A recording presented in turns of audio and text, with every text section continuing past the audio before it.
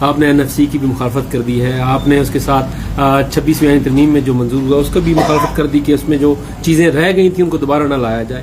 لیکن یہاں پر ایک چیز جو کہی جا رہی ہے 243 آرٹیکل، اس میں ترمیم، کیا یہ اس وقت 26ویں آئینی ترمیم کا حصہ تھا یا نہیں تھا؟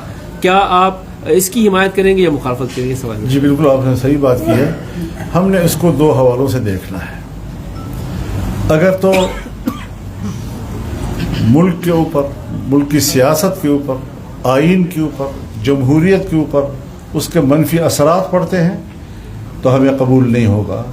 اگر اس پہ کوئی انتظامی قسم کی باتیں ہیں اور صرف انتظامی قسم کی باتیں، تو انتظامی چیزیں جو ہیں وہ ملک میں چلتی رہتی ہیں. اس کے حجم کو ہم دیکھیں گے، اس کی شکل کو ہم دیکھیں گے کہ وہ کیا ہے، تب جا کر ہم اس پر کوئی حد میں رہیں گے.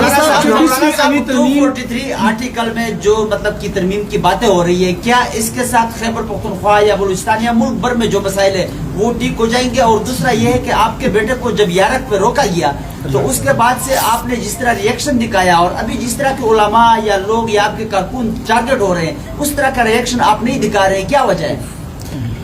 دیکھیے، میں نے تو اس وقت بھی کوئی ریئیکشن نہیں دکھایا. آپ نے کون سے میرے ریئیکشن دیکھے؟ کوئی جلوس، کوئی جلسہ، کوئی احتجاج، کوئی دھرنا، کچھ بھی نہیں دکھایا. کیونکہ میں اپنے ملک کے تمام بچوں کو اسجد کے برابر سمجھتا ہوں.